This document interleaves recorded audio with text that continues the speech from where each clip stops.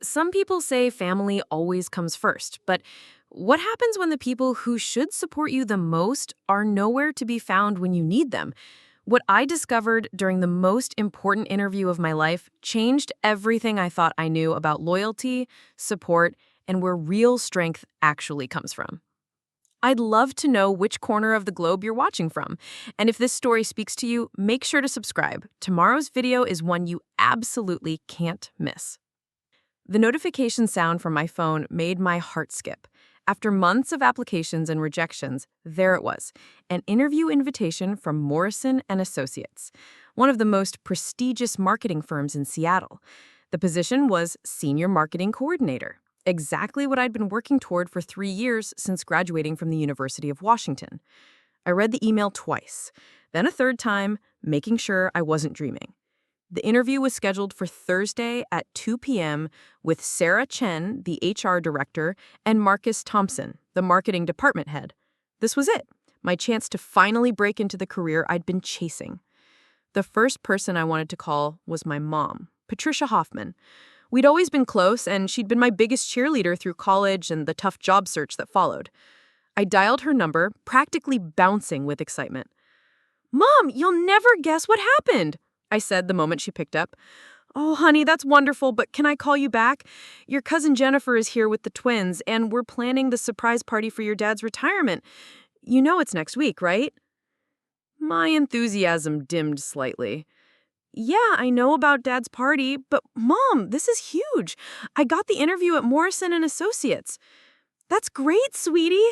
We'll talk about it later, okay? I really need to focus on these party arrangements." The line went dead. I stared at my phone, feeling deflated. This was supposed to be a celebration moment, and instead I felt like I was interrupting something more important. I tried calling my dad next. Robert Hoffman had always been practical and supportive in his quiet way. Surely he'd understand the significance of this opportunity. "Dad, I got the interview. Remember that company I told you about? Morrison and Associates?" "Oh, that's good news, sweetheart. Listen, can we talk about this tonight? I'm at Home Depot with your Uncle Mike picking up supplies for the party setup. Your mother has me running all over town." Another deflating conversation. I decided to try my older brother, Daniel. We'd grown closer since he moved back to Seattle after his divorce, and I thought he'd be excited for me.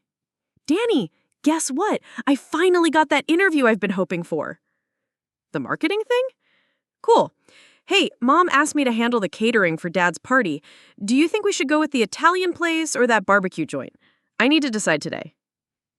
"This interview could change my entire career path," I said, trying to inject some urgency into my voice. "Yeah, that's awesome. So, Italian or barbecue? Mom's breathing down my neck about this." I hung up feeling completely deflated. Here I was trying to share the biggest professional opportunity of my life, and all anyone could talk about was Dad's retirement party. Don't get me wrong, I was happy for Dad and wanted to celebrate with him, but couldn't my family spare even 5 minutes to be excited about my future? The next few days passed in a blur of preparation. I researched Morrison and Associates extensively, learning about their client base, recent campaigns, and company culture. I practiced answers to common interview questions, rehearsed my elevator pitch, and carefully selected my outfit, a navy blazer with gray slacks that struck the perfect balance between professional and approachable.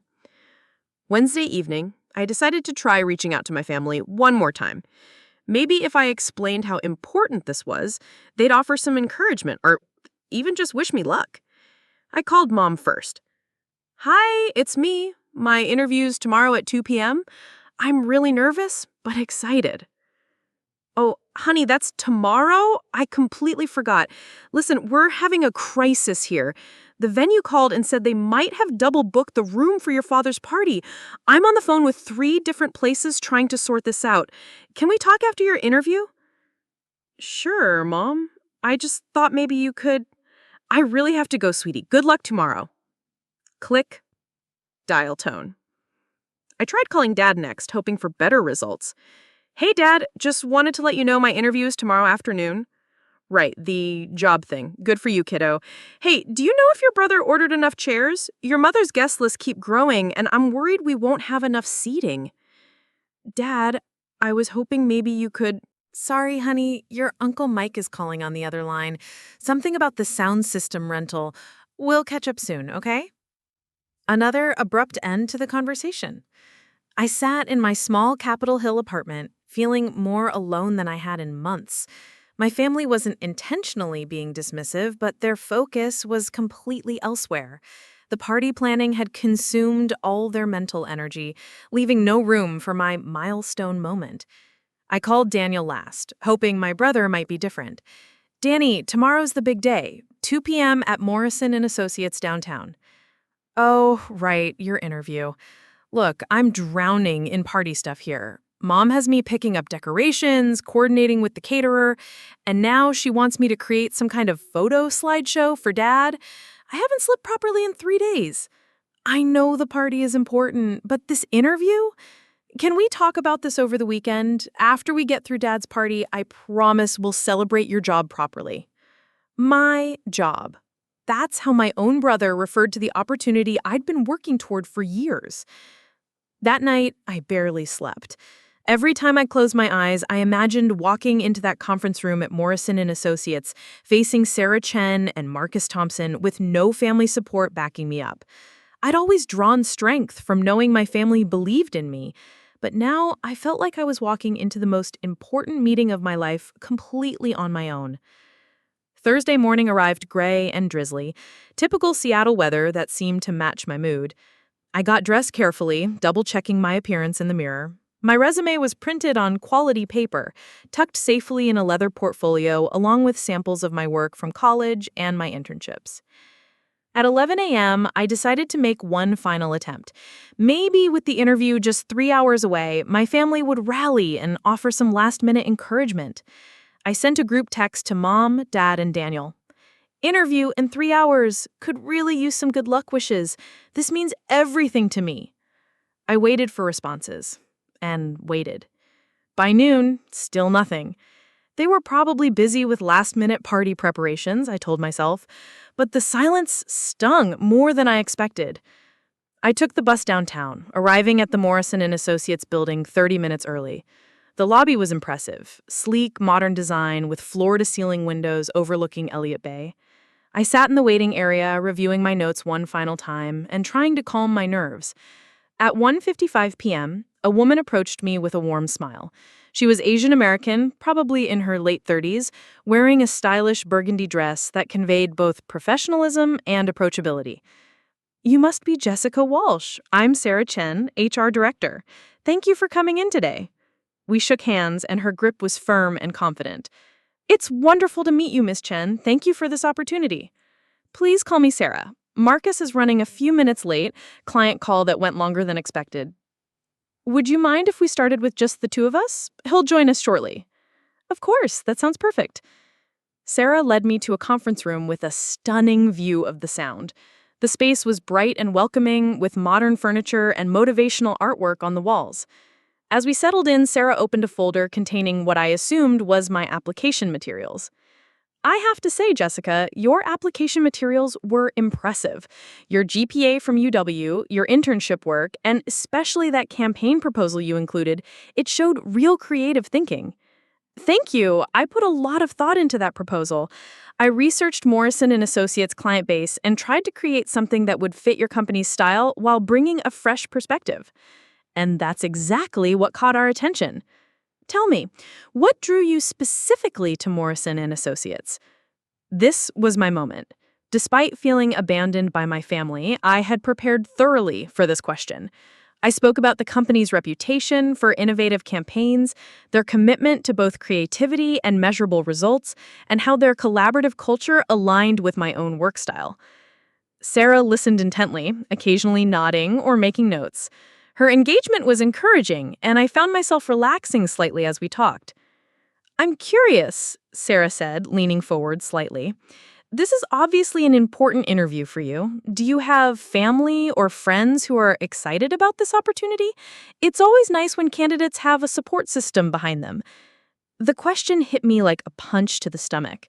Here was my chance to talk about my loving, supportive family, except that wasn't my reality right now. I felt my face flush as I struggled with how to answer honestly without sounding pathetic. A lot of love and effort went into bringing this story to life. If you're enjoying it, we'd be so grateful if you'd subscribe to our channel. Now, back to where we left off. Well, I began slowly. My family is wonderful, but they're dealing with some family event planning right now. My dad's retirement party is this weekend, and honestly, they've been so focused on that, they haven't really had time to focus on this interview. I immediately regretted my honesty. Why had I just told the HR director that my own family couldn't be bothered to support my career goals? This was probably the worst possible answer I could have given. Sarah's expression shifted, but not in the way I expected. Instead of looking disappointed or concerned about my lack of family support, she seemed almost understanding. She set down her pen and looked directly at me. You know what, Jessica? That's refreshingly honest. And frankly, it tells me more about your character than a rehearsed answer about supportive family would have. Before I could respond, there was a knock on the conference room door. A tall African-American man in his early 40s wearing a charcoal suit and carrying a tablet entered. "Sorry I'm late," he said with a genuine smile. "Marcus Thompson, marketing department head. That client call turned into an hour-long strategy session." He shook my hand firmly. "You must be Jessica. Sarah's been looking forward to this interview all week." "She has?" I asked, surprised. Sarah nodded. "Your application stood out immediately. We've been looking for someone who can think strategically, but also execute creative campaigns. Your portfolio suggests you can do both." Marcus sat down and opened his tablet. "I've reviewed your work, particularly that mock campaign you created for sustainable fashion brands. The research was thorough, the creative approach was fresh, and your budget projections were realistic. Where did you learn to balance creativity with practical business concerns?" The question energized me. This was exactly the kind of discussion I'd hoped for. During my internship at Pacific Northwest Marketing, I worked with a mentor named Linda Rodriguez, who taught me that the most beautiful creative work in the world is worthless if it doesn't deliver results for the client. She made me present every creative idea alongside data that supported why it would work. "Smart mentor," Marcus said, making a note. "Tell me about a time when you had to adapt a creative concept based on budget constraints or client feedback." I launched into a story about a pro bono campaign I developed for a local animal shelter during college. The original concept involved expensive video production, but when funding fell through, I pivoted to a user-generated content strategy that actually performed better than the original plan would have. Sarah and Marcus exchanged a look that seemed positive. The conversation flowed naturally from there, covering everything from my experience with different marketing platforms to my thoughts on emerging trends in digital advertising.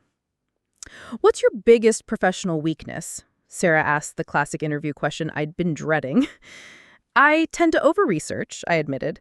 "I can get so caught up in gathering data and understanding every angle of a project that I sometimes delay moving into the execution phase. I'm working on setting research deadlines for myself and sticking to them, even when I feel like there's more I could learn." Marcus nodded approvingly. "That's actually a pretty good weakness to have in marketing. Better to be thorough than to rush into campaigns without understanding the landscape." The interview continued for another 45 minutes. We discussed specific campaigns Morrison and Associates had run, my ideas for improving their social media presence, and how I would handle difficult client situations. With each question, I felt more confident and engaged. These weren't just interview questions. This was the kind of strategic marketing discussion I'd been craving throughout my job search. Finally, Sarah glanced at her watch. "We've been talking for over an hour, and I hate to wrap this up, but I know you both have other commitments this afternoon." "Actually," Marcus said, "I'd like Jessica to meet our creative director, Amanda Foster, if she has time. Amanda's in the office today, and I think they'd have a great conversation." Sarah looked at me. "Would you be interested in expanding your visit? It's not required, but it would give you a chance to see more of our team dynamic." "I'd love that," I said immediately. This was going better than I ever had imagined. Amanda Foster turned out to be a vibrant woman in her 30s with purple-streaked hair and an energy that filled the room. She took me on a tour of the creative department, showing me campaign materials they were developing and explaining their collaborative process. "The thing I love about working here," Amanda said as we walked through the open plan workspace, "is that everyone's input is valued. HR doesn't just handle personnel issues. Sarah is involved in strategic discussions because she understands how team dynamics affect creative output." We ended up in Amanda's office, where she showed me some of the more experimental campaigns Morrison and Associates had developed for tech startups and local businesses. If you joined our team, Amanda said, what's the first thing you'd want to work on? Honestly, I'd want to understand your client retention rates and figure out if there are opportunities to deepen existing relationships before focusing on acquiring new ones.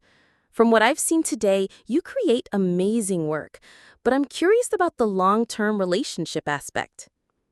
Amanda grinned. See? This is why Sarah was excited about your interview. Most candidates want to talk about the flashy new campaigns they'd create. You're thinking about sustainable business growth. When I finally left Morrison and Associates at 4:30 p.m., I felt energized in a way I hadn't experienced since college. The interview had evolved into something more like a collaborative planning session, and everyone I'd met seemed genuinely interested in my thoughts and ideas. I pulled out my phone as I walked to the bus stop, hoping to find some messages from my family asking how the interview went. Nothing. Not a single text or missed call. Instead of feeling hurt this time, I felt something different, a kind of clarity. The people at Morrison and Associates had shown more interest in my professional development in 3 hours than my family had shown in 3 days. It wasn't that I loved my family any less, but I was starting to realize that support could come from unexpected places. I decided to treat myself to dinner at my favorite Thai restaurant in Capitol Hill. As I sat alone with my pad Thai, I reflected on the afternoon. Sarah's reaction to my honesty about my family situation had surprised me. Instead of viewing it as a negative, she seemed to see it as evidence of my authenticity. My phone buzzed with a text from my mom. "How did your job go today? Sorry we've been swamped with party prep. Dad's so stressed about everything being perfect." I stared at the message for a long moment. Job thing. Even now, hours after what might have been the most important interview of my life, it was still just a job thing to them. I typed back. It went really well. Interview lasted over 3 hours and I met with several team members. I'll tell you about it this weekend.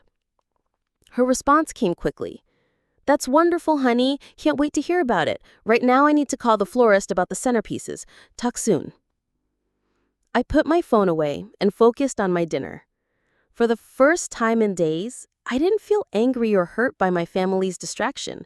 Instead, I felt grateful for the reminder that I was capable of handling important life events on my own.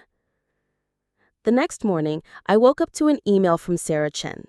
My heart raced as I opened it. "Jessica, thank you for taking the time to meet with our team yesterday. Your interview was impressive, and we were particularly struck by your strategic thinking and authentic communication style. We're making our final decision this week and will be in touch soon. In the meantime, would you be available for a brief phone call this afternoon? I have a few follow-up questions. Best regards, Sarah Chen." A follow-up call meant I was still in consideration. I immediately responded that I was available anytime after 2 p.m. and provided my phone number. The call came at 3:15 p.m. Sarah's voice was warm and professional as always. "Hi, Jessica. Thanks for taking the time to chat. I wanted to follow up on something you mentioned yesterday about your support system. I hope you don't mind me saying this, but your honesty about your family being distracted really resonated with me." "Oh," I said, unsure where this was going. "Not at all. In fact, it made me think about my own career journey. I started in HR 12 years ago, and some of my biggest professional moments happened when my family was dealing with their own priorities. It taught me how to build professional relationships that could provide support and mentorship." "That makes sense," I said, though I wasn't sure why she was sharing this with me. "Here's what I wanted to ask you. Regardless of how our hiring decision goes, would you be interested in connecting professionally? I'd be happy to serve as a reference for you in future job applications, and I think you'd benefit from having someone in your network who understands your professional goals." I was stunned. An HR director at a prestigious firm was offering to be my professional reference whether or not I got the job.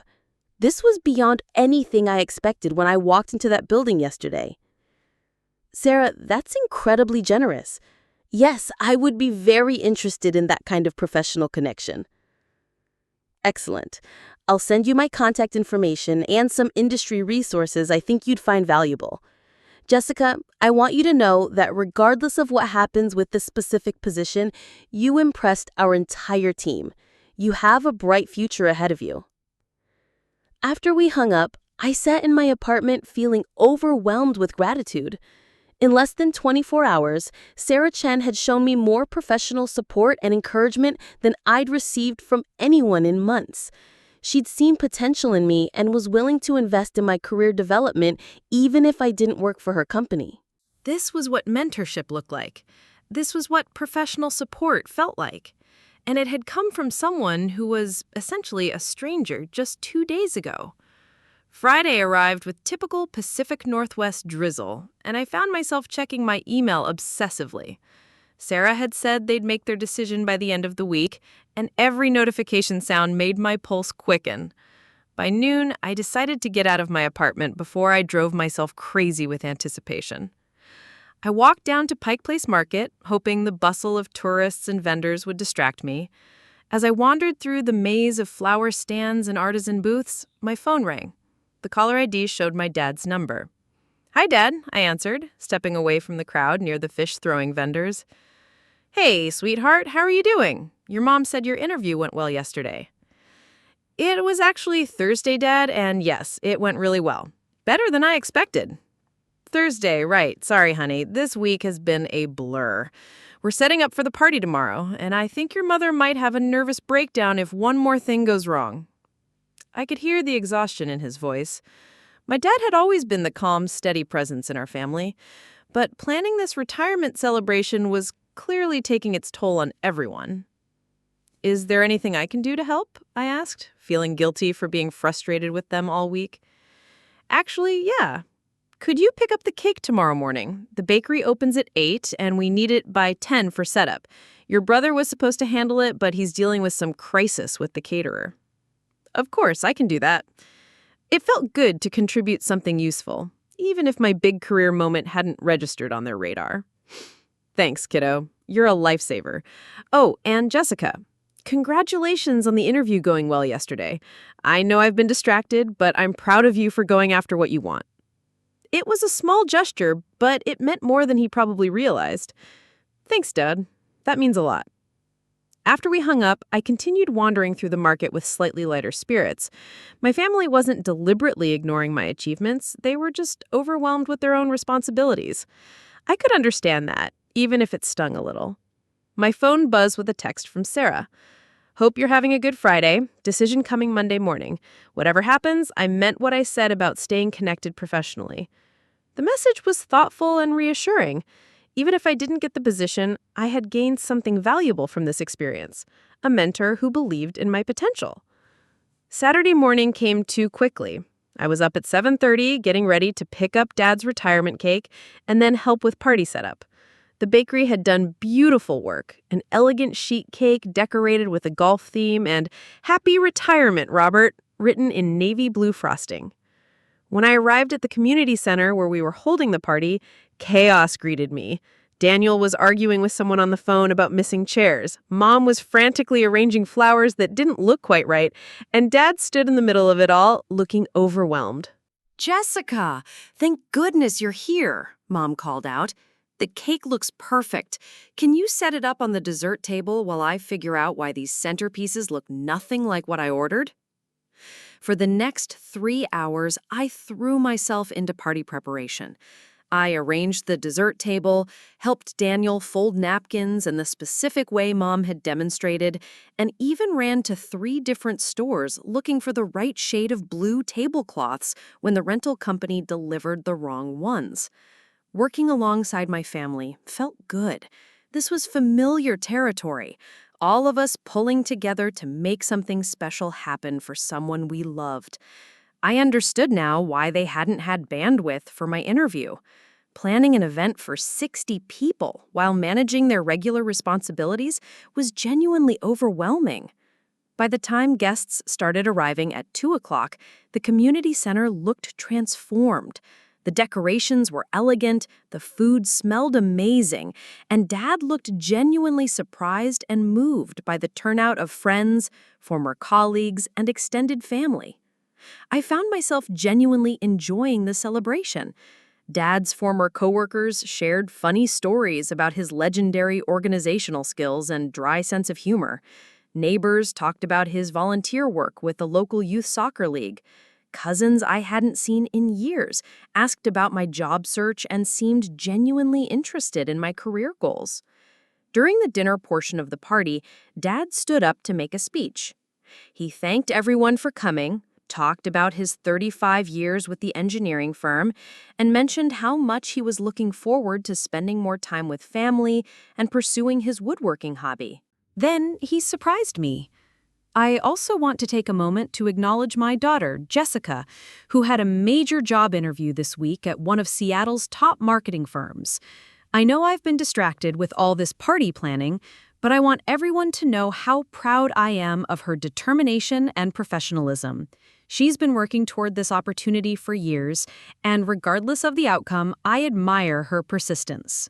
The room erupted in applause, and several people came over to ask about the interview details. I felt my cheeks burning with a mixture of embarrassment and gratitude. Dad had been paying attention after all. Uncle Mike, Dad's younger brother, pulled me aside during dessert. "Your dad's been bragging about your interview all week, you know. He keeps telling people how impressed he is with your work ethic. He's just not great at expressing that stuff directly to you kids." "Really?" I asked, surprised. "Oh yeah. He showed me that portfolio thing you put together, the one with all your college projects and internship work. He was like a peacock showing off his feathers. 'Look what my daughter created,' he kept saying." This revelation shifted something in my perspective. My family had been aware of my interview and proud of my accomplishments. They just expressed support differently than I expected. Their focus on the party wasn't dismissive of my career goals. It was their way of showing love through actions and preparation. As the party wound down around 7 o'clock, I helped with cleanup while replaying Uncle Mike's words. Dad had been proud of my interview materials and sharing that pride with others, even if he hadn't communicated it directly to me. Mom approached me while I was packing leftover cake. "Honey, I owe you an apology. I know this week was important for you with your interview, and I feel like I didn't give it the attention it deserved." "Mom, it's okay. I understand." "No, let me finish.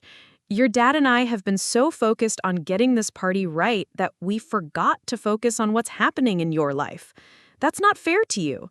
So tell me everything about Thursday. I want to hear every detail." We spent the next 30 minutes sitting at one of the decorated tables while I recounted the entire interview experience. Mom listened intently, asking thoughtful questions about Sarah, Marcus, and Amanda. She wanted to know about the company culture, the specific role responsibilities, and my impressions of the team dynamic. "It sounds like you really connected with this Sarah person," Mom observed. "That's wonderful, honey. Sometimes the best professional relationships start with genuine personal connection." She offered to be a reference for me whether or not I get this job. I've never had someone in a position of authority show that kind of immediate support. "That's because you impressed her, Jessica. You've always been good at connecting with people when you let your authentic self show through." Daniel joined us as we talked, having finished loading chairs into his truck. "Sorry I've been such a disaster this week. Planning events is not my strong suit, and I think I took on too much responsibility." "You did great, Danny. Dad looked so happy today." "Yeah, but I should have made time to ask about your interview. Mom filled me in just now. It sounds like it went amazing." We sat together as the sun began setting outside the community center windows. For the first time all week, I felt completely connected to my family again. They had been distracted, but not because they didn't care about my future. They'd been pouring their energy into showing love for Dad in the way they knew how, through careful planning and attention to detail. "Whatever happens with this job," Mom said, squeezing my hand, "we're proud of you for how you handled this week. You could have been angry with us for being so scattered, but instead, you jumped in to help make Dad's day special. That says something about your character." Sunday passed quietly.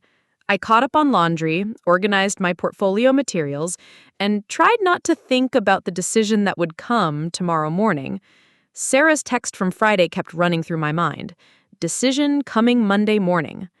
I went to bed early, setting my alarm for 7 a.m. so I'd be awake when business hours started.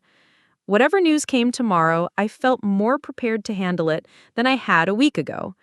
The interview had been a success, regardless of the outcome. I'd made a professional connection with Sarah, demonstrated my capabilities to a respected team, and learned something about my own resilience. More importantly, I'd learned that support comes in different forms. My family's way of showing love through actions and shared responsibility was just as valuable as verbal encouragement, even if I sometimes needed to look harder to recognize it. Monday would bring an answer, but I already felt like I'd gained something valuable from the experience. Monday morning arrived with unexpected sunshine streaming through my apartment windows. I'd been awake since 6:30, alternating between checking my email and making coffee I was too nervous to drink. By 8:15, I couldn't stand the suspense anymore and decided to go for a walk around my Capitol Hill neighborhood. The morning energy of Seattle was just what I needed. Coffee shops were opening, commuters were heading to buses, and the familiar rhythm of city life helped calm my nerves. I found myself walking toward Volunteer Park, where the quieter paths might help me think clearly about whatever news was coming. My phone rang at exactly 9 a.m. Sarah Chen's name appeared on the screen, and my heart immediately started racing. "Good morning, Jessica. I hope I'm not calling too early?" "Not at all, Sarah. I've been up for a while. I wanted to reach out personally to let you know about our decision." She paused, and in that moment of silence, I prepared myself for disappointment. "Jessica, we'd like to offer you the Senior Marketing Coordinator position." The words took a moment to register. Then pure joy flooded through me. "Are you serious? Really?" Sarah's laugh was warm and genuine. "I'm completely serious. The entire team was impressed with your interview, your strategic thinking, and your authentic communication style. Marcus specifically mentioned that your questions about client retention showed exactly the kind of long-term thinking we value." I found myself sitting down on a park bench, feeling slightly dizzy with excitement. "Sarah, I don't even know what to say. This is incredible." "There's more," she continued.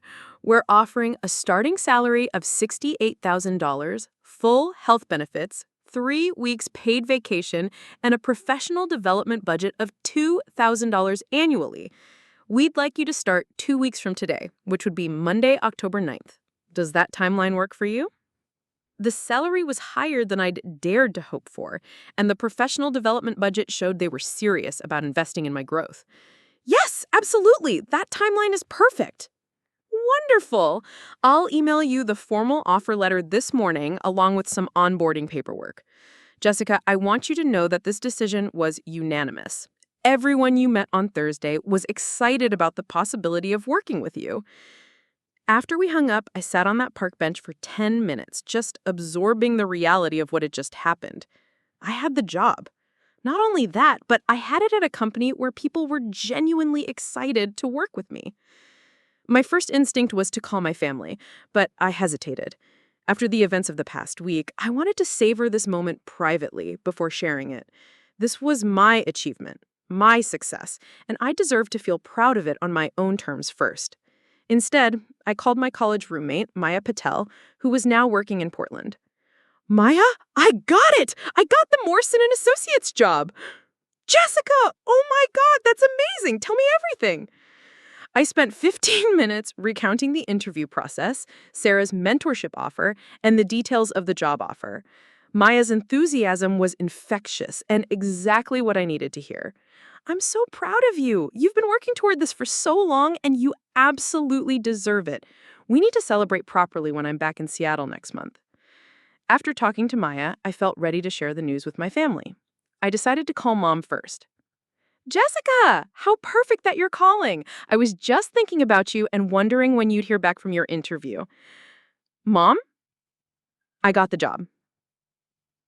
There was a moment of silence, then an explosion of excitement. "You got it? You actually got the position? Oh, honey, that's wonderful! Robert, Daniel, get over here. Jessica got the job. I could hear commotion in the background as Mom called the rest of the family over. Then Dad's voice came on the line. Kiddo, congratulations! We're so proud of you. Tell us everything. Salary, start date, what you'll be doing. For the next 20 minutes, I was passed between family members as each one wanted to hear the details and express their excitement. Daniel was particularly interested in the professional development budget, recognizing how valuable that kind of investment could be for my career growth. This calls for a celebration dinner, Mom announced. Are you free tonight? We could go to that Italian place you like downtown. Actually, that sounds perfect, I said, realizing that I genuinely wanted to celebrate with them. The distance I had felt during interview week had evaporated, replaced by appreciation for their enthusiastic support now that they could focus properly. That afternoon, I received the formal offer letter from Sarah, along with a welcome email from Marcus Thompson. The letter was beautifully formatted and included details about Morrison & Associates company culture, growth opportunities, and team structure. Reading through it made the opportunity feel even more real and exciting. I also received an unexpected email from Amanda Foster, the creative director I'd met during my extended interview. Jessica, Sarah told me the good news. I'm thrilled you'll be joining our team. I wanted to reach out because I have a project starting in November that I think would be perfect for your strategic approach to creative campaigns. We can discuss it more when you start, but I wanted you to know that we're already thinking about ways to utilize your strengths. Welcome to Morrison & Associates. The personal touch from Amanda reinforced my impression that this company truly valued collaboration and individual contribution. I wasn't just being hired to fill a position. I was being welcomed into a team that saw specific potential in my skills and perspective. As I got ready for dinner with my family, I reflected on how much had changed in just 1 week. 7 days ago, I felt isolated and unsupported during the most important interview of my life. Now, I not only had the job, but had gained a professional mentor in Sarah and what felt like a genuine team of colleagues who were excited to work with me. The family dinner was everything I'd hoped it would be. Dad wore a tie to the restaurant, treating the occasion with the formality it deserved. Mom had printed out articles about Morrison & Associates from their website, showing that she'd taken time to research my new employer. Daniel brought a small gift, a professional leather portfolio with my initials embossed on the front. I ordered this last week, I admitted. I figured whether you got the specific job or not, you'd eventually need something professional for important meetings. The gesture meant more than he probably realized. Daniel had been thinking about my career success even when I thought no one was paying attention. During dinner, Dad shared a story I'd never heard before about his own early career struggles. When I was your age, I interviewed for my first engineering position 3 times before they finally hired me. Each rejection felt like the end of the world. But looking back, those experiences taught me resilience and helped me appreciate the opportunity when it finally came. I never knew you had been rejected for positions, I said, surprised. Oh yes, multiple times. The important thing was learning from each interview and building relationships even when I didn't get the job. It sounds like you did exactly that with the Sarah person. Turn the experience into a mentorship opportunity regardless of the outcome. Mom raised her wine glass for a toast. To Jessica, for her persistence, professionalism, and for reminding us that career achievements deserve the same celebration as family milestones. The toast felt like an acknowledgement of more than just my new job. It was a recognition that my career goals mattered and deserved their attention and support. As we walked back to our cars after dinner, Mom linked her arm through mine. I've been thinking about what you said yesterday, about that HR director offering to be your reference. That's really special, honey. It means you made a genuine impression on her as both a professional and a person. I surprised me too, I admitted. I wasn't expecting that kind of support from someone I just met. Sometimes the best mentorships start that way, Dad added, walking on my other side. With someone who recognizes potential and wants to invest in it. Sounds like you found yourself a valuable professional advocate. When I got home that evening, I found an email from Sarah waiting for me. Jessica, congratulations again on accepting our offer.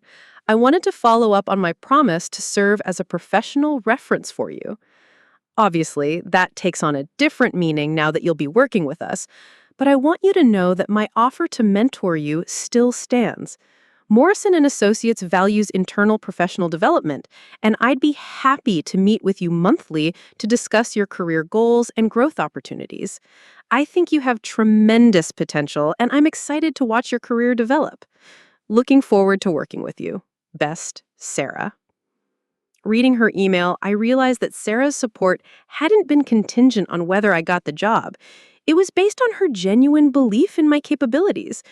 That kind of professional relationship was something I'd never experienced before, and it felt like the beginning of something important for my career development. Before going to bed, I updated my LinkedIn profile with my new position and wrote a post thanking everyone who had supported my job search. The responses came quickly. Former classmates, internship supervisors, and even professors from college congratulating me and sharing their own career milestone stories. As I fell asleep that night, I thought about the journey from feeling unsupported and isolated during my interview to ending the week with a new job, a professional mentor, and a deeper appreciation for the different ways people show support and encouragement. The experience had taught me that sometimes our biggest professional breakthroughs happen when we're forced to rely on our own strength and authenticity, and that the most valuable professional relationships can develop quickly when there's mutual respect and shared values. 2 weeks passed in a blur of preparation and anticipation. I spent my final days of unemployment organizing my apartment, updating my professional wardrobe, and researching everything I could about Morrison and Associates' current clients and recent campaigns. The nervous energy was different this time, excitement mixed with determination rather than anxiety. The night before my first day, I laid out my outfit carefully. A navy blazer, cream blouse, and charcoal slacks that struck the right balance between professional and approachable. As I set my alarm for 6 a.m., my phone buzzed with a text from Sarah. "Looking forward to having you on the team tomorrow. Your workspace is ready, and I've scheduled a team introduction meeting for 10 a.m. Don't worry about being nervous. Everyone's excited to work with you." The personal touch was exactly what I needed. Even as my new colleague, Sarah continued to show the same thoughtful support that had characterized our relationship from the beginning. Monday morning arrived crisp and clear. I took the bus downtown, watching Seattle wake up around me and feeling like I was seeing the city with fresh eyes. This was no longer the place where I'd struggled through months of job rejections. It was where my career was beginning. The Morrison and Associates lobby looked different when I walked in as an employee rather than an interview candidate. The receptionist, a friendly woman named Carol, greeted me with a warm smile and a temporary badge while my permanent ID was being processed. "You must be Jessica. Sarah's been talking about your start date all week. She's in a client call right now, but asked me to show you to your workspace." My desk was in the marketing department's open plan area, positioned where I could see both the creative team's workspace and the conference rooms where client meetings happened. Someone had left a small potted plant on my desk with a note, "Welcome to the team, Amanda." I was setting up my laptop when Marcus Thompson appeared at my cubicle entrance. "How does it feel to be on this side of the building?" he asked with a grin. "Surreal, but exciting," I admitted. "I keep expecting someone to tell me there's been a mistake. No mistakes here. We don't make offers lightly, and we definitely don't regret this one. Coffee? I was about to grab some before our team meeting." The break room was bustling with Monday morning energy. Marcus introduced me to several colleagues I hadn't met during my interview process. Tom Rodriguez from the analytics team, Lisa Kim from account management, and Jennifer Brooks, another marketing coordinator who'd been with the company for 2 years. "Jennifer will be your unofficial mentor for day-to-day operational stuff," Marcus explained. "She knows all the systems, client quirks, and where to find the good snacks." Jennifer laughed. "The good snacks are hitting in Amanda's desk drawer, but don't tell her I told you that. Want me to show you our project management system before the team meeting?" The next hour flew by as Jennifer walked me through Morrison and Associates workflow processes, client communication protocols, and internal collaboration tools. Everything was well organized and intuitive, confirming my impression that this was a company that valued efficiency alongside creativity. At 10 o'clock sharp, Sarah appeared to escort me to the conference room where I'd first interviewed. This time, the space was filled with nearly a dozen team members from different departments. Everyone, I'd like you to meet Jessica Walsh, our new senior marketing coordinator. Some of you met her during the interview process, but I wanted to give everyone a chance to introduce themselves properly. What followed was unlike any workplace introduction I had experienced. Instead of the typical awkward round robin of names and titles, each person shared something specific about their role and how they typically collaborated with the marketing team. It felt like being welcomed into a genuine community rather than just starting a job. Tom from Analytics mentioned that he'd reviewed the market research methodology I'd included in my interview portfolio and was looking forward to working on data-driven campaigns together. Lisa from Account Management talked about a client who was specifically requesting the kind of strategic creativity I'd demonstrated. Even Carol from Reception mentioned that she'd fielded several calls from industry contacts asking about Morrison & Associates' new marketing hire. Word travels fast in Seattle's marketing community, Sarah explained afterward as we walked back toward my desk. Your interview made enough of an impression that people are already curious about what you'll bring to our client work. The rest of my first day was spent in orientation meetings, system training, and getting familiar with current client accounts. Jennifer sat with me during lunch, sharing insights about company culture and offering practical advice about everything from expense reporting to the best nearby spots for afternoon coffee runs.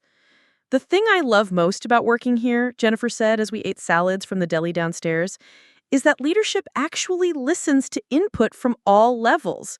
Sarah's monthly one-on-ones aren't just check-ins. She genuinely wants to know about your professional development goals and how the company can support them. She mentioned continuing to mentor me even now that we're colleagues. I wasn't sure if that was just politeness, I said. Definitely not just politeness. Sarah mentored 3 people who've moved into senior roles within the company and 2 others who used her guidance to advance their careers elsewhere. She sees mentorship as part of her professional responsibility. That afternoon, Amanda Foster stopped by my desk with the project folder. Remember that November campaign I mentioned in my welcome email? Well, it's moving up to October, and I'd love to get your input on the strategic positioning. The project was for a sustainable fashion startup that wanted to launch a social media campaign targeting environmentally conscious millennials. As Amanda explained the client's goals and budget parameters, I found myself immediately engaged with the creative challenges involved. "What's your initial reaction?" Amanda asked after walking me through the brief. "I'm thinking about the gap between environmental values and purchasing behavior," I said, flipping through the research materials. "Millennials say they care about sustainability, but price and convenience often win out. The campaign needs to address that tension directly rather than just preaching to the converted." Amanda's eyes lit up. "Exactly. That's the nuance we've been missing in our initial concepts. Can you put together some strategic framework ideas by Thursday? I'd love to incorporate your perspective into our client presentation." Walking back to my apartment that evening, I felt energized in a way I hadn't experienced since college. The work was challenging and creative. My colleagues treated me as a valued contributor rather than just the new person, and I could already see opportunities to make meaningful contributions to client success. My phone rang as I was unlocking my front door. Mom's number appeared on the screen. "How was the first day?" she asked immediately, no preamble needed. "Mom, it was incredible, better than I could have imagined." "Tell me everything. Your dad's here too. I'm putting you on speaker." For the next 20 minutes, I recounted the day's highlights while my parents listened with genuine interest and asked thoughtful questions. Dad was particularly curious about the company's approach to data-driven marketing, while Mom wanted to know about the team dynamics and whether people seemed friendly. "It sounds like they're already giving you real responsibility," Dad observed. "That's a good sign. Companies that trust new employees with meaningful projects are usually companies that invest in long-term development." "And this Sarah person continues to sound wonderful," Mom added. "I'd love to meet her sometime too. Maybe we could take you both to lunch next month to celebrate your first month on the job." The offer surprised me. Mom rarely suggested meeting my professional contacts, but something about Sarah's role in my career development had clearly made an impression on her. "I think she'd really enjoy that," I said. "She seems to appreciate the connection between personal and professional support systems." That night, I sent Sarah a brief email thanking her for the smooth onboarding experience and mentioning my parents' interest in meeting her. Her response came quickly. "Jessica, I'd be delighted to meet your parents. It's clear that family support has been important to your development, even when the timing didn't align perfectly with your interview process. How about we plan something for early November? By then, you'll have completed your first month and we'll have plenty of positive updates to share with them." Reading her message, I realized that Sarah understood something important about my relationship with my family. The interview week hadn't revealed a lack of support. It had revealed different timing and different ways of expressing care. Sarah's willingness to meet my parents showed that she valued the whole person, not just the professional persona. Before going to sleep, I reflected on how dramatically my life had changed in just 3 weeks. The anxiety and uncertainty of job searching had been replaced by the excitement of meaningful work and professional growth. More importantly, I'd learned valuable lessons about resilience, authentic communication, and recognizing support in various forms. The relationship with Sarah had evolved from interview anxiety to professional mentorship, proving that genuine connections could develop quickly when built on mutual respect and shared values. My family relationships had deepened as I learned to appreciate their action-oriented way of showing love, even when it didn't match my immediate emotional needs. Tomorrow would bring new challenges and opportunities, but I felt equipped to handle them with confidence and authenticity. 3 weeks into my new position, I was settling into a rhythm that felt both challenging and sustainable.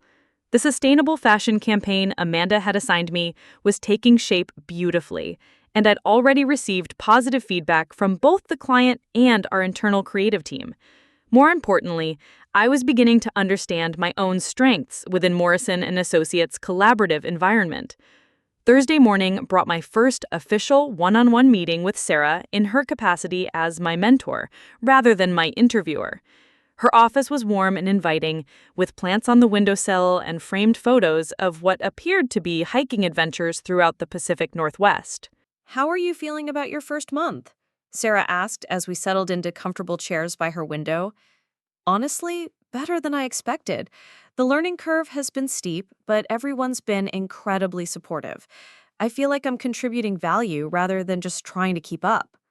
That's exactly what we hoped to hear. Marcus mentioned that your strategic framework for the sustainable fashion campaign shifted their entire creative approach. The client specifically requested that you be included in next week's presentation meeting. The news filled me with pride and a touch of nervousness. Client presentations were typically reserved for more senior team members, but apparently my work had earned me a seat at that table. "I wanted to talk about your longer-term career development," Sarah continued. "Where do you see yourself professionally in the next 2 to 3 years?" It was a question I'd been pondering since starting at Morrison & Associates. I'd love to move into a strategic role where I'm involved in campaign development from the initial client consultation through execution and analysis. Eventually, I think I'd like to specialize in purpose-driven marketing, helping companies communicate their social and environmental impact authentically. Sarah nodded thoughtfully. "That aligns perfectly with where the industry is heading and plays to your natural strengths. I'd like to propose something. There's a Sustainable Business Marketing Conference in Portland this December. Morrison & Associates typically sends 2 people, and I think you should be one of them this year." "Really? That would be incredible." The professional development budget we discussed during your offer includes conference attendance, and this particular event would be perfect for building the expertise you're interested in.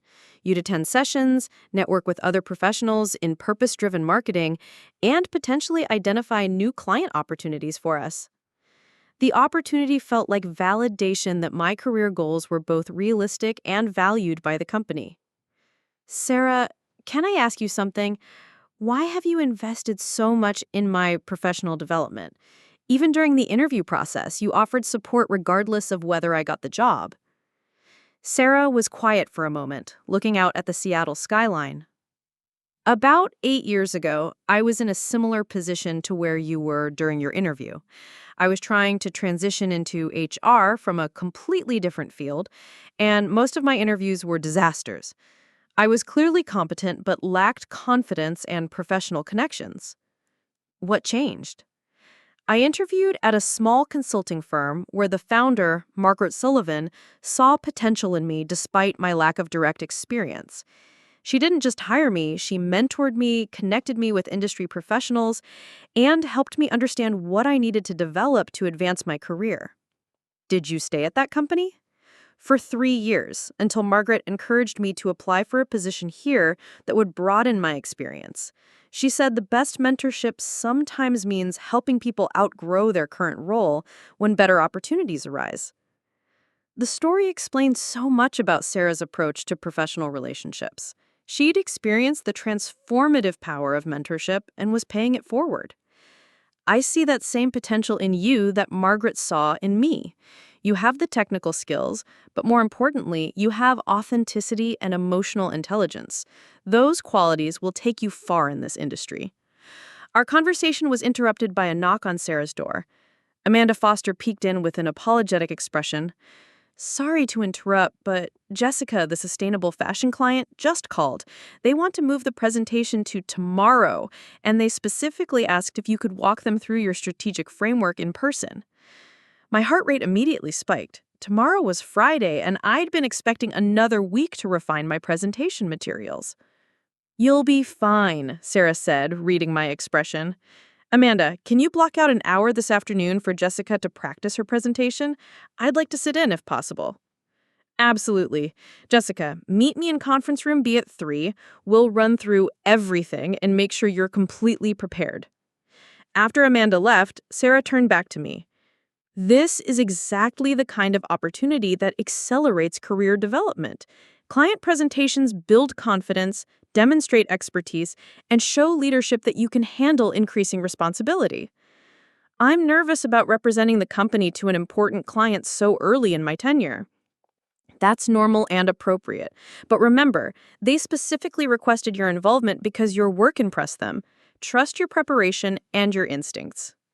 The afternoon practice session was intensive but reassuring.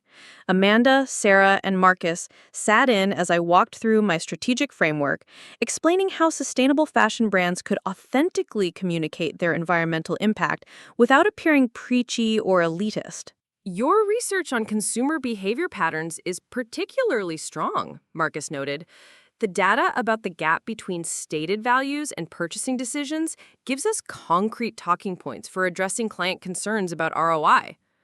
One suggestion, Amanda added, when you present the creative concepts, emphasize how each element serves the strategic goals you've outlined. Clients love seeing clear connections between creativity and business objectives. Sarah's feedback was more holistic. You have a natural ability to explain complex ideas in accessible terms. Don't overthink the presentation. Let that natural communication style come through. By the end of the practice session, I felt confident in my material and grateful for the team's investment in my success. This wasn't just about one presentation. It was about developing skills and confidence that would serve me throughout my career. That evening, I called my parents to share news about the client presentation. Their response was immediate and enthusiastic. That's wonderful, honey. They're giving you important responsibilities already. That says so much about the impression you've made. I'm nervous about speaking to clients so soon. You'll be great, Dad said confidently. You've always been good at explaining things clearly, and you obviously know your material inside and out. Just be yourself and trust your preparation. Daniel called later that evening after hearing the news from Mom. Hey, superstar, I heard you're doing big client presentations now? Just one presentation, and I'm terrified. You know what helped me when I started giving presentations to engineering firms? I realized that they invited me to present because they wanted to hear what I had to say. They're not hoping you'll fail. They're hoping you'll give them exactly what they need. His perspective was simple but reassuring. The client had specifically requested my involvement because they valued my work, not because they wanted to test whether I'd stumble under pressure. Friday morning arrived with typical Seattle drizzle, but I felt energized and focused. I'd reviewed my presentation materials one final time over coffee and felt confident in both the content and my ability to deliver it effectively. The client meeting was scheduled for 10 a.m. in Morrison & Associates' main conference room. Our clients were Emma Rodriguez, the founder of Verde Threads, and her marketing director, Jason Kim. They were a young, passionate team building a sustainable fashion brand that used recycled materials and ethical manufacturing practices. "We're excited to see how your strategic framework translates into creative execution," Emma said as we gathered around the conference table. Amanda handled the creative presentation while I focused on explaining the strategic rationale behind each element. When Emma asked about targeting strategies for reaching environmentally conscious consumers without alienating price-sensitive customers, I was ready with data-backed recommendations and specific messaging approaches. This framework addresses exactly the challenges we've been struggling with. How do we communicate our values authentically without sounding like we're lecturing potential customers? The key is focusing on aspiration rather than guilt. Instead of telling people they should buy sustainable fashion, we show them how sustainable choices align with the lifestyle and values they already want to embody. The presentation concluded with Emma and Jason expressing genuine enthusiasm for our proposed approach. More importantly, they requested that I be their primary contact for the campaign development process. Jessica clearly understands our brand vision and target audience. We'd feel most comfortable working directly with her on implementation. After the clients left, Marcus pulled me aside. "Outstanding work. You handled their questions with confidence and demonstrated exactly the kind of strategic thinking that builds long-term client relationships." Sarah appeared moments later with a smile that suggested she'd been listening from nearby. "How does it feel to have your first client presentation behind you?" "Incredible and terrifying." That's the perfect combination. Emma and Jason specifically asked for you to be their main contact moving forward. That's unusual for someone in their first month, but it's exactly the kind of responsibility that accelerates professional development. As I returned to my desk, I reflected on how much had changed since my interview 6 weeks ago. The anxiety and isolation I'd felt when my family seemed too distracted to support my career goals had been replaced by confidence in my abilities and gratitude for both professional and personal relationships that had deepened and evolved. The Sustainable Fashion Project would be my first end-to-end campaign management experience, working directly with clients while collaborating with Morrison & Associates' creative and analytics teams. It represented exactly the kind of purpose-driven marketing work I wanted to build my career around. More than that, it proved that the authentic communication style Sarah had recognized during my interview was actually a professional strength. Being genuine and strategic wasn't a contradiction. It was a powerful combination that clients valued and colleagues respected. 18 months after that nerve-wracking Thursday interview, I stood in the executive boardroom of Morrison & Associates, but this time as the newly appointed Vice President of Purpose-Driven Marketing. The mahogany conference table that had once intimidated me now felt like a natural workspace where I belonged. Today's meeting was different. I wasn't presenting for approval anymore. I was leading strategic planning sessions, making decisions that would shape the company's future, and mentoring the team I'd built from the ground up. The purpose-driven marketing division had grown beyond anyone's initial projections. What started as an experimental approach with Verde Threads had evolved into Morrison & Associates' fastest-growing revenue stream, generating over $6 million annually and employing 15 specialized staff members. More significantly, we'd established the company as the Pacific Northwest's premier agency for mission-driven brands, with a waiting list of prospective clients that stretched 6 months into the future. "Jessica, the quarterly results exceeded our most optimistic projections," Catherine Morrison said as she reviewed the division's performance metrics. "Client retention remains at 97%, new business referrals account for 78% of our growth, and profit margins are 15% above company average. More importantly, our clients are achieving measurable social and environmental impact alongside their business objectives. I felt a surge of pride mixed with gratitude. The success reflects our team's genuine commitment to purpose-driven work. When your marketing professionals authentically believe in sustainable business practices, that conviction translates into more effective client relationships and better campaign outcomes. The boardroom discussion shifted to expansion opportunities. Richard Chen, the board member who'd become a valuable advisor, leaned forward with interest. We're receiving inquiries from companies in Portland, San Francisco, and even some international brands. How do you envision scaling this practice while maintaining quality and authenticity? Carefully and strategically, I replied, clicking to my prepared expansion analysis. Purpose-driven marketing requires a deep understanding of both business strategy and social impact. We can't simply hire traditional marketing professionals and expect them to understand this space. Our expansion plan focuses on recruiting candidates with backgrounds in sustainability, social enterprise, or mission-driven organizations. The presentation continued for 45 minutes, covering everything from talent acquisition strategies to partnership opportunities with B Corporation consultants and environmental certification organizations. The board asked probing questions about competitive advantages, scalability challenges, and long-term market positioning. What's your vision for Morrison and Associates' role in the broader purpose-driven business movement? Catherine asked toward the end of the meeting. We're positioned to become thought leaders who help shape how purpose-driven brands communicate authentically with their audiences. Beyond client work, we're developing industry research, hosting educational events, and creating resources that elevate the entire field of sustainable marketing. After the board meeting, I walked to my corner office, a space with large windows overlooking Elliott Bay and enough room for the collaborative meetings that had become central to our team culture. The office walls displayed framed campaign materials from our most successful clients, along with impact reports showing the environmental and social outcomes our marketing work had helped achieve. My assistant, Rebecca Martinez, knocked on the door with my afternoon schedule.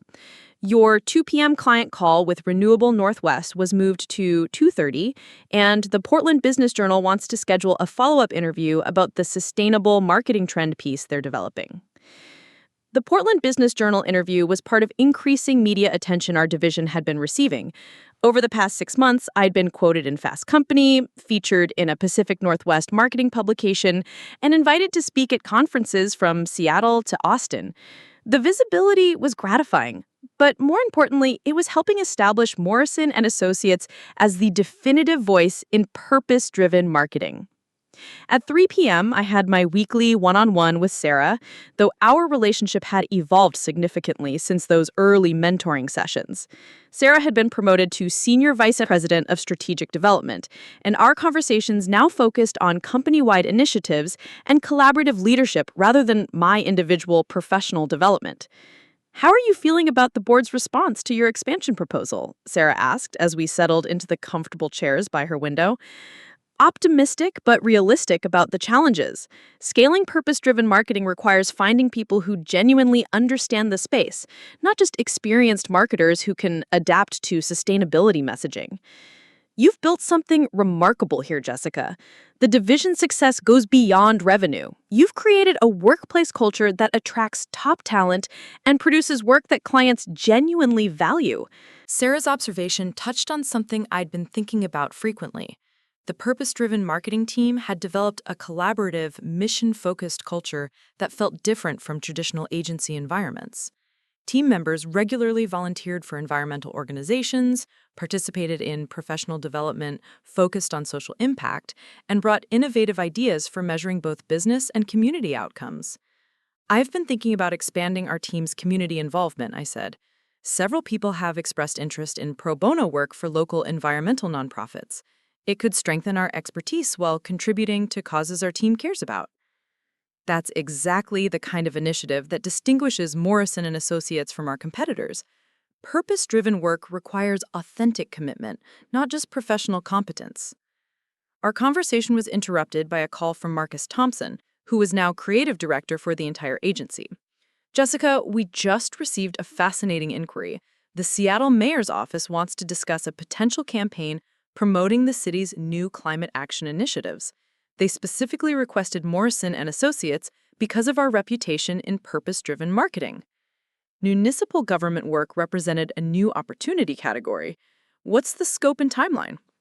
6-month campaign launching this fall, focused on engaging Seattle residents in climate action behaviors like composting, energy conservation, and sustainable transportation.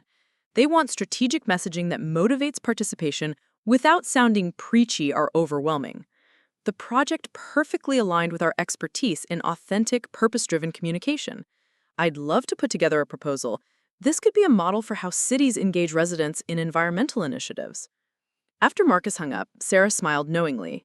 Municipal climate campaigns could become an entire new practice area. You keep identifying opportunities that expand our market beyond traditional corporate clients. That evening, I met my family for dinner at a new farm-to-table restaurant in Ballard, one of Seattle's neighborhoods that had embraced sustainable dining practices. The restaurant choice reflected how our family conversations had evolved. They now understood my professional focus well enough to select meeting places that aligned with purpose-driven values. "How did the board meeting go?" Mom asked immediately as we settled into our table.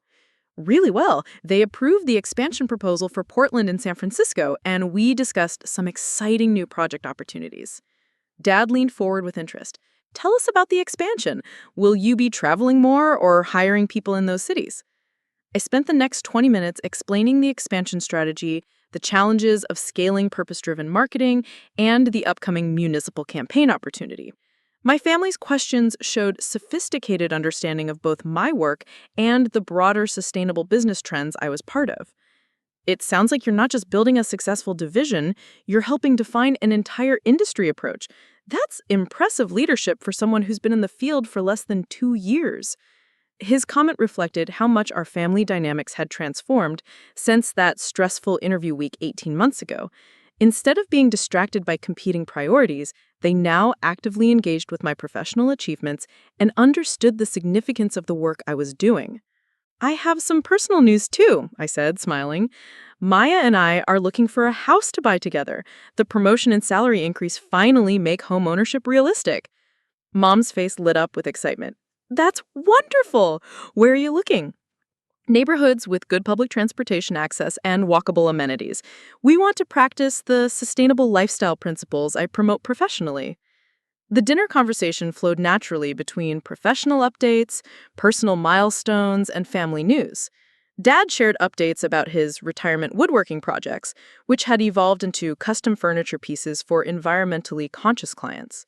Mom talked about her volunteer work with a local food bank that focused on reducing food waste while serving community members in need. "Your career focus seems to be influencing all of us towards more purpose-driven choices," Mom observed as we finished our sustainably sourced dessert. The comment sparked a realization about how professional authenticity can create positive ripple effects in personal relationships. By building a career around values I genuinely believed in, I'd inadvertently encouraged family members to examine their own choices and find ways to contribute to causes they cared about. The following week brought an unexpected phone call that would reshape my understanding of professional impact. Dr. Amanda Foster from the University of Washington's Business School was calling to invite me to teach a graduate seminar on sustainable marketing strategy. Professor Mitchell, who leads our sustainability concentration, has been following Morrison and Associates' work in purpose-driven marketing, Dr. Foster explained. "We'd like you to develop and teach a course that bridges academic sustainability theory with practical marketing implementation." Teaching had never been part of my career planning, but the opportunity intrigued me. What would the course structure look like? Semester-long seminar for MBA students interested in sustainable business practices. You'd have complete flexibility to design a curriculum that combines case study analysis, guest speakers from purpose-driven brands, and hands-on campaign development projects. The invitation represented recognition that my work had academic as well as industry significance. When would this start? Spring semester, if you're interested. The course would meet once weekly for 3 hours, allowing you to maintain your VP responsibilities while contributing to graduate education. After discussing the opportunity with Sarah and Catherine Morrison, I decided to accept the teaching invitation. The course would enhance Morrison & Associates' reputation while allowing me to share insights about purpose-driven marketing with the next generation of business leaders. Developing the curriculum became a fascinating exercise in articulating the strategic principles I'd been applying intuitively. The syllabus included case studies from Verde Threads, Pacific Coast Organic, and other clients, but also examined failed attempts at purpose-driven marketing from companies that had prioritized messaging over authentic operational changes.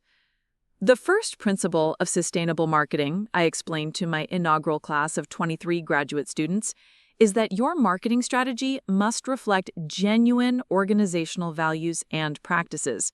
Consumers can detect authenticity, and they punish brands that appear to be greenwashing or virtue signaling. The students came from diverse professional backgrounds. Some had experience in traditional marketing, others were transitioning from nonprofit work, and several were entrepreneurs developing sustainable business concepts. Their questions challenged me to articulate complex strategic concepts clearly and defend methodology choices with academic rigor. How do you measure success when clients care about impact metrics as much as revenue metrics? Asked Maria Santos, a student developing a sustainable fashion startup. We've developed dual measurement frameworks, traditional business metrics like customer acquisition costs, lifetime value, and conversion rates, alongside impact metrics like carbon footprint reduction, supply chain transparency improvements, and community engagement levels. Success requires advancement in both categories.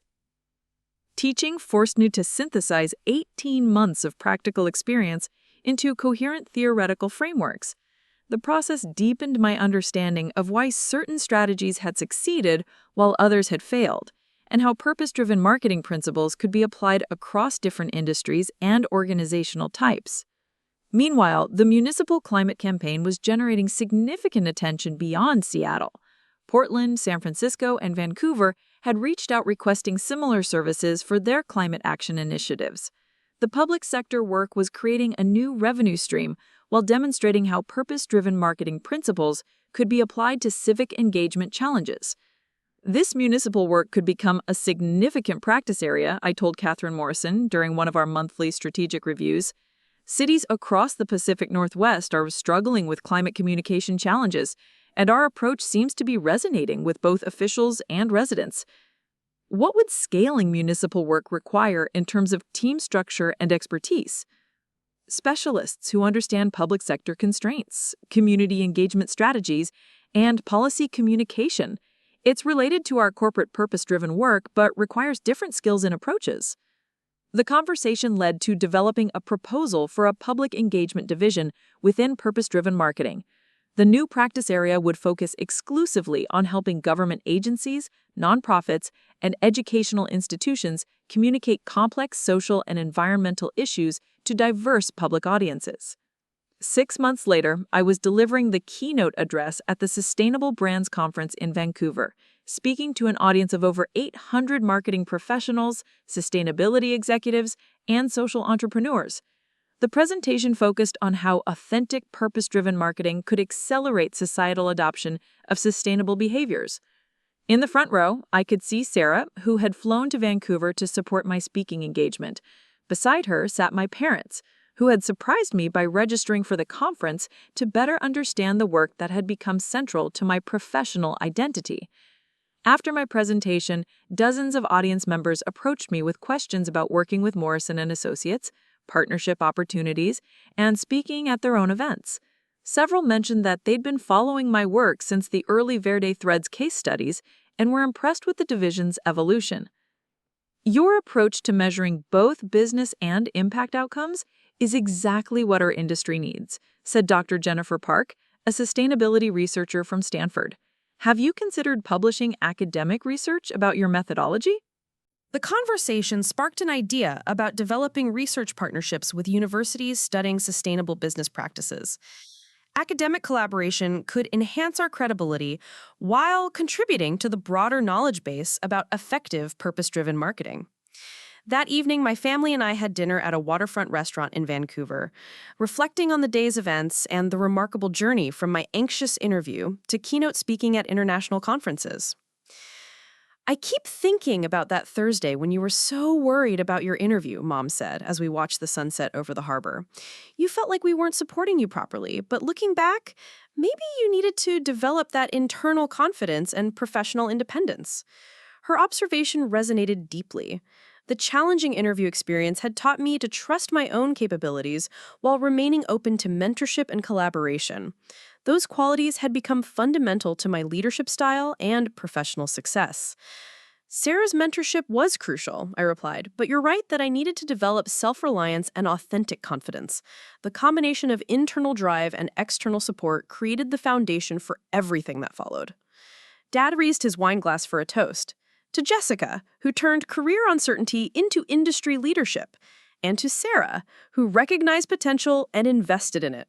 Most importantly, to the power of staying true to your values while building professional expertise.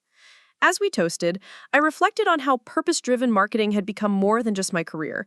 It was a way of integrating professional success with meaningful contribution to environmental and social challenges. The work felt like a natural extension of my values, rather than a compromise between idealism and pragmatism. The journey from nervous job candidate to industry thought leader had taught me that authentic professional relationships, built on mutual respect and shared values, could accelerate career development beyond traditional metrics of advancement. More importantly, it showed me that aligning career choices with personal values could create sustainable satisfaction and meaningful impact simultaneously. Looking ahead, I could envision continuing to grow Morrison & Associates' purpose-driven marketing practice while expanding into academic research, policy consulting, and international sustainable business initiatives. The foundation Sarah had helped me build 18 months ago was now strong enough to support ambitious goals I hadn't yet imagined when I first walked nervously into that interview room. Looking for more? We've got 2 amazing stories ready for you right on screen. If this one touched you, these are absolutely worth your time. Click to watch them now.